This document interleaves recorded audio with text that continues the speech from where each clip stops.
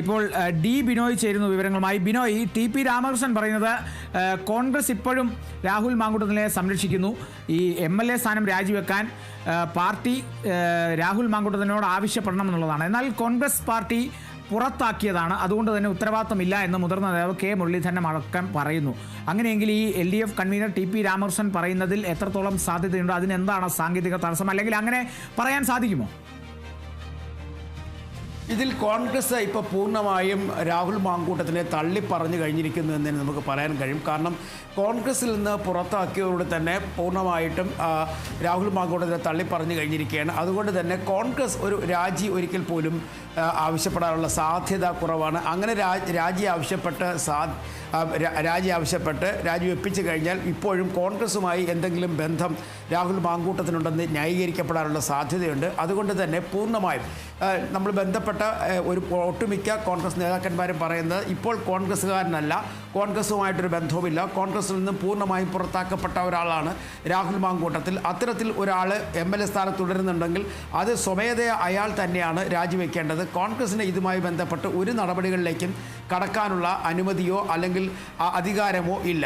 പൂർണ്ണമായും പാർട്ടി എന്ന നിലയ്ക്ക് പാർട്ടി അയാളെ പുറത്താക്കി കഴിഞ്ഞിരിക്കുന്നു. പാർട്ടിയുടെ പ്രാഥമിക അംഗത്വത്തിൽ പോലും ഇപ്പോൾ രാഹുൽ മാങ്കൂട്ടത്തിൽ ഇല്ല എന്നാണ് കോൺഗ്രസ് നേതാക്കന്മാർ പറയുന്നത്. അതുകൊണ്ട് തന്നെ ഈ CPIM ഉയർത്തുന്ന എല്ലാ അവകാശവാദങ്ങളെയും പാടെ തള്ളിയാണ് കോൺഗ്രസ് മുന്നോട്ട് പോകുന്നത്. ഒരു തരത്തിൽ അല്ലെങ്കിൽ മറ്റൊരു തരത്തിൽ ന്യായീകരിക്കാൻ കോൺഗ്രസ് നേതാക്കന്മാർ തയ്യാറാകുന്നില്ല എന്നുള്ളതാണ് ഏറ്റവും ശ്രദ്ധേയമായ കാര്യം. അതുതന്നെയാണ് മുതിർന്ന കോൺഗ്രസ് നേതാവ് കെ മുരളീധരൻ പറഞ്ഞതും.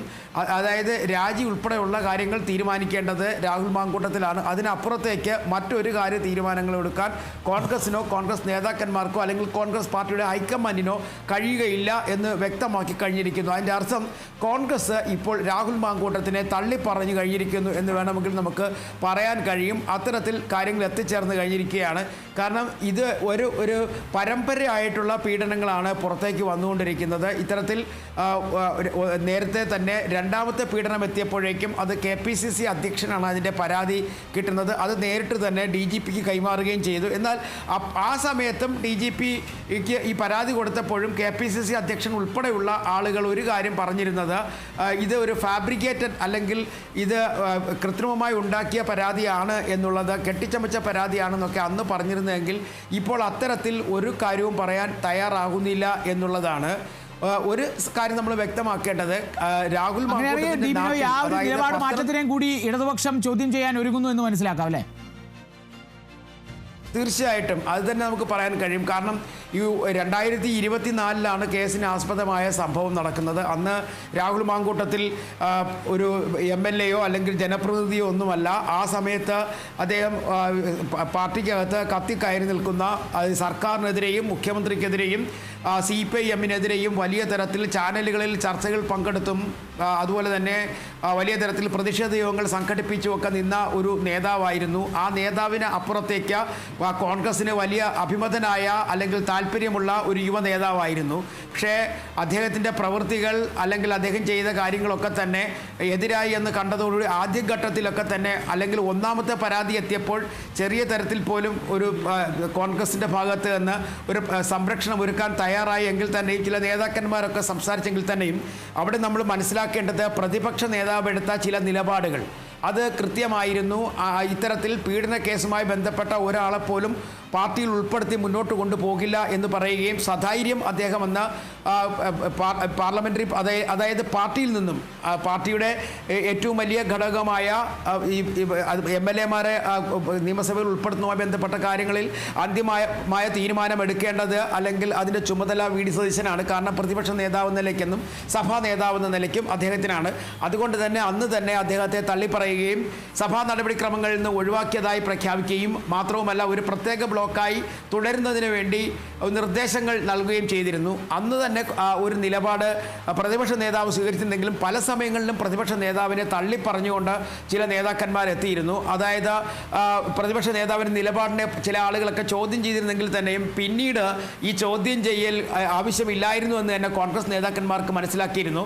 രണ്ടാമത്തെ പരാതി കഴിഞ്ഞു, ഇപ്പോൾ മൂന്നാമത്തെ പരാതി. കഴിഞ്ഞ അതും ഏപ്രിൽ മാസത്തിൽ തന്നെയാണ്, 2024 ഏപ്രിൽ മാസത്തിൽ തന്നെയാണ് ഈ പീഡന പരാതിയുമായി ബന്ധപ്പെട്ട് വന്നിരിക്കുന്നത്. ഇത് ക്രൂരമായ പീഡനവും അതുപോലെ ലൈംഗിക അതിക്രമവും എന്നാണ് ഇപ്പോൾ പരാതിയിൽ രേഖപ്പെടുത്തിയിട്ടുള്ളത്. അത് എത്ര കണ്ട് ശരിയാണ് എന്നുള്ളത് കാര്യം ഇനി കൂടുതൽ റിമാൻഡ് റിപ്പോർട്ട് ഉൾപ്പെടെയുള്ള കാര്യങ്ങൾ പുറത്തു വന്നാൽ മാത്രമേ നമുക്ക് മനസ്സിലാക്കാൻ കഴിയുകയുള്ളൂ.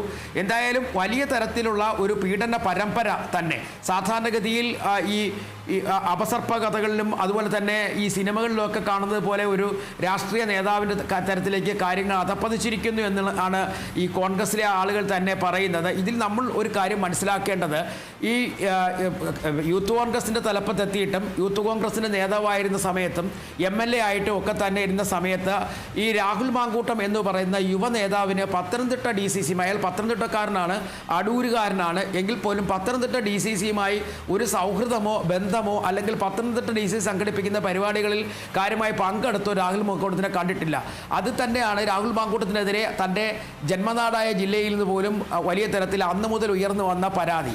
കാരണം പല സമയങ്ങളിലും കാര്യം പറഞ്ഞപ്പോൾ അതിൻ്റെ കൂടെ ഒന്ന് കൂട്ടിച്ചേർക്കുകയാണ്. കാരണം ഈ അറസ്റ്റ് നടന്നതിന് ശേഷം ഏറ്റവും ആദ്യം പ്രതികരണം നടത്തിയൊരു കോൺഗ്രസ് നേതാവെന്ന് പറയുന്നത് പത്തനംതിട്ട DCC പ്രസിഡന്റ് തങ്കപ്പനാണ്. അത് ഇതിൻ്റെ കൂടെ ഒന്ന് ചേർക്കുന്നു. തീർച്ചയായിട്ടും അതാണ് ഇതിൽ നമ്മൾ മനസ്സിലാക്കേണ്ട ഒരു കാര്യം, ഈ ഒരു സ്വന്തം നാട്ടിലെ കോൺഗ്രസ് ജില്ലാ കമ്മിറ്റിയോടോ അല്ലെങ്കിൽ യൂത്ത് കോൺഗ്രസിൻ്റെ ജില്ലാ കമ്മിറ്റിയുമായിട്ടോ ഒരു സൗഹൃദവുമില്ലാത്ത ഒരു നേതാവ് മറ്റേതോ ലോകത്ത് ജീവിച്ചുകൊണ്ട് രാഹുൽ മാങ്കൂട്ടത്തിൽ യൂത്ത് കോൺഗ്രസിന്റെ സംസ്ഥാന അധ്യക്ഷനായപ്പോൾ തന്നെയും അത് വലിയ തരത്തിലെ വിവാദങ്ങൾക്ക് വഴിവെച്ചിരുന്നു. നവീൻ വർഗീയെ പരാജയപ്പെടുത്തിക്കൊണ്ടാണ് രാഹുൽ മാങ്കൂട്ടത്തിൽ നേതൃനിരയിലേക്ക് എത്തുന്നത്. അവിടെ വ്യാജ ID കാർഡ് നിർമ്മിച്ചു എന്ന പേരിൽ വിജിലൻസ് കേസ് ഉൾപ്പെടെയുള്ള നിലവിൽ നിൽക്കുന്നു. അങ്ങനെയുള്ള സാഹചര്യങ്ങളൊക്കെ നിൽക്കുമ്പോഴാണ് ഇത്രയധികം ഒരു വലിയ പരാതി പലതരത്തിൽ പല സ്ഥലങ്ങളിൽ നിന്നും പല മേഖലയിൽ നിന്നുമൊക്കെ രാഹുൽ മാങ്കൂട്ടത്തിനെതിരെ ഉയർന്നു വന്നിട്ടുള്ളത്. രാഹുൽ മാങ്കൂട്ടത്തെ സംബന്ധിച്ചിടത്തോളം ഇയാൾ ഇത് ന്യായീകരിക്കുന്നുണ്ട്.